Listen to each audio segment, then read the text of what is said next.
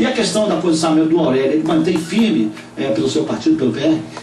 Inclusive eu quero deixar aqui bem claro que quando fizemos um acordo com o MDB, eu fui fiel ao Tuca, continuo fiel.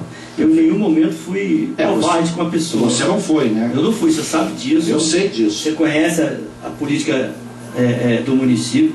Eu não fui em nenhum momento mau caráter, eu tenho um compromisso.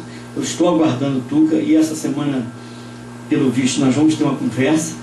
E aí, a hora que ele me disser que não vai ser mais candidato a nada, o meu partido tirou um documento, meus 21 candidatos, minha executiva, nós levamos ao Tuca há 10 dias atrás e provavelmente com a saída do Tuca, se ele assim... Realmente foi confirmado, mas o MDB está falando isso, né?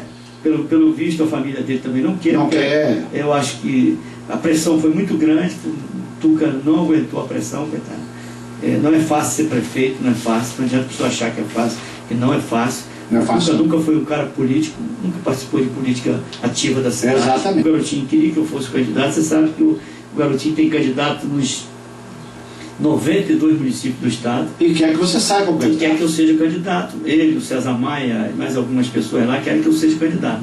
E aí, eu tenho uma reunião com o Garotinho semana que vem, hoje está tendo uma reunião no Rio com o César Maia, e aí nós vamos tomar essa decisão. O meu partido, na última reunião da executiva com os pré-candidatos, todo mundo decidiu lá que a gente vai lançar uma pré-candidatura, porque é um direito de cada um cidadão ser candidato, qualquer um deles. Qualquer um. É um direito. Quem vota tem direito de ser votado. Claro, então, claro. Se você quiser ser candidato, é um direito seu, você tem qualquer brasileiro, cidadão, tem carteira, tem um tipo de eleitor, você cumpre com as suas obrigações do município, tanto eleitorais como qualquer outra área, então você tem um direito.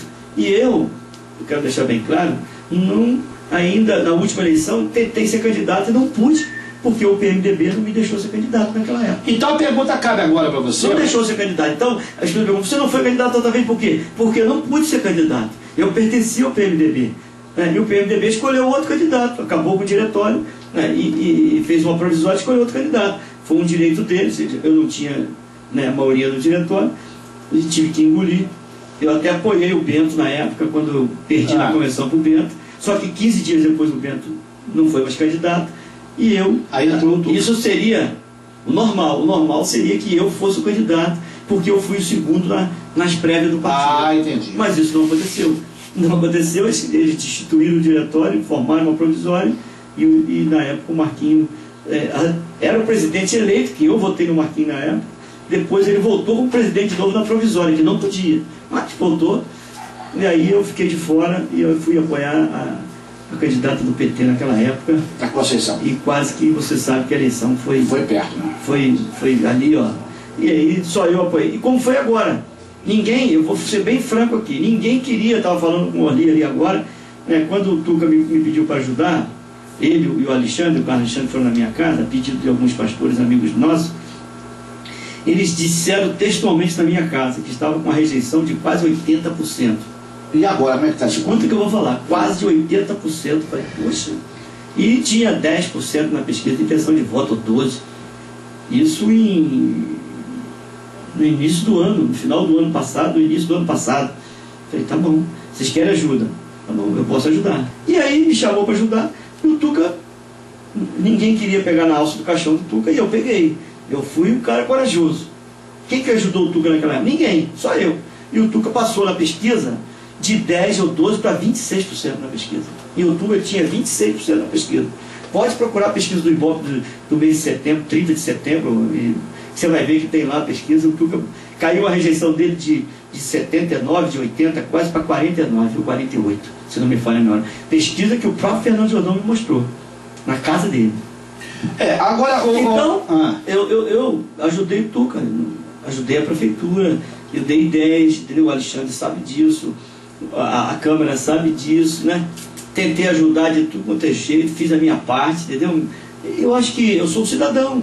Se o Tuca fizer bem para a cidade, está fazendo para mim. Claro, claro. E eu vou dizer mais. O cara fala mal do Tuca, porque o Tuca não é político. E não é mesmo. O Tuca não vai na rua, não, é de uma pessoa preocupada com a situação. Cai uma chuva, ele parece que ele já está ele fica desesperado. É verdade. Porque pegou uma tragédia. Se você for analisar o governo do Tuca, 3 anos, 2 anos e 11 meses que ele ficou, vou te explicar. Primeiro ano que ele pegou uma eleição difícil do Fernando com a Conceição, com a gente, e aí, pô, você foi tudo a toque de caixa no final do governo, você sabe como é que é. É complicado. Aí o cara pegou, aí veio a crise mundial, o Tuca também, aí afetou o país, afetou tudo a circulação do país.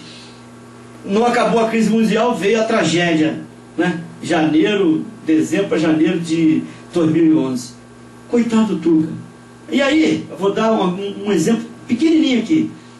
O cara, eu estava lendo no Globo domingo agora, o cara foi o único prefeito, onde teve tragédia, que construiu casa ou apartamento para quem perdeu as casas. Lugar nenhum desse país, eu vou ser sincero, cara, infelizmente a pessoa malha o ser humano, mas não tem coragem de falar isso. O cara fez 800 apartamentos, enquanto lá na região serrana, Quem recebeu de onde subiu o dinheiro lá. 419 milhões sumiu. Até dono de farmácia ganhou dinheiro. Pelo menos está no jornal isso. Está lá, 419 milhões. E lá o cara não botou um prego. Morreu o prefeito, caçaram o prefeito, morreu não sei mais quem, secretário, e ninguém fez nada. E aí o cara não tem coragem de dizer que o cidadão Tuca, né, porque o que aconteceu com ele foi um problema pessoal dele, não foi da prefeitura, eu não posso entrar nesse mérito, porque eu acho que quem faz isso é covarde, porque não sabe. O cidadão fala assim, o que aconteceu? Aurélio, tem 19 versões. Eu falei assim, tem 19 versões, não tem? Então, 18 é mentira e uma é verdade. Ou pode ser 19 mentira e você não sabe qual é a verdade. É verdade. Só quem sabe é quem estava na casa dele lá, onde que aconteceu as coisas com ele. Então eu não posso, foi no domingo, eu não posso, à noite, de madrugada, eu não posso falar disso. Eu não vi. Eu só posso falar daquilo que vi. E eu posso falar da administração do Tuca. Eu não posso falar da vida pessoal do cara, até porque o cara tem família, tem filhos. Você sabe como é que é complicado isso. Quantos anos aquela Santa Casa tem problema? Tem problema, há muito tempo. Quantos anos? Quantas intervenções já teve lá? É. O próprio PT fez intervenção na casa. Eu sei que toda vez que intervém, fica dívida. Fica dívida lá. Quantos tem de dívida hoje, você sabe? Tem muita dívida lá. Muita dívida. E aí eu te pergunto, aí você vai botando dinheiro, não tenho nada contra essa casa, porque a Santa Casa é o único hospital que é o único de Angra. Tirando a Praia Brava, que é uma coisa particular praticamente. É o único hospital que tem. É o único que tem. E o hospital da Japuíma, você sabe perfeitamente, se está lá em pé, foi graças a esse povo que está aqui, que é o Aurélio Marques, que botou verba lá quando era deputado para construir aquele hospital. Com certeza. E hoje não tem, está parado. Não funciona. Ele ficou mais frustrado ainda, coitado, porque queria inaugurar aquele hospital. Aquilo também deixou o Tuca bastante babalado. Você sabe quanto? Eu vi a mulher reclamando da dona... Senhora... Dona Ângela, ligando aí, falando até da saúde. Da saúde, geral. Privada, particular. Plano de saúde. Mas você sabe quanto que é o orçamento da saúde desse ano, da Prefeitura de Angra? Ela sabe? É uma grana responsável. Mais de 230 milhões de reais. Eu não sei se são 26%. Não essa faixa aí. 20, mais de 230 milhões de orçamento só da saúde. Só da saúde. O outro maior é a educação. Escuta também. 280 milhões, uma coisa assim. A maior é a educação e depois a saúde. Aí, eu vou te dar um exemplo aqui para a dona Cruz. Mais de 200 milhões. Eu sou amigo do ex-prefeito de Itaperuna, do Jair. Eu me lembro que muitas das vezes eu transferi gente daqui de Angra para lá para fazer uma tomografia. Diz que a medicina lá é primeiro mundo, né? Lá tem um hospital. Lá atende mais de 14 municípios em volta. E sabe quanto que é o orçamento da prefeitura de lá? Quanto é? Da prefeitura toda... Deve ser menos do que esse orçamento da saúde aqui de Angra. 180 milhões. A prefeitura inteira. Inteira. E lá tem um dos melhores hospitais do estado do Rio de Janeiro. Lá tem universidade? Tem.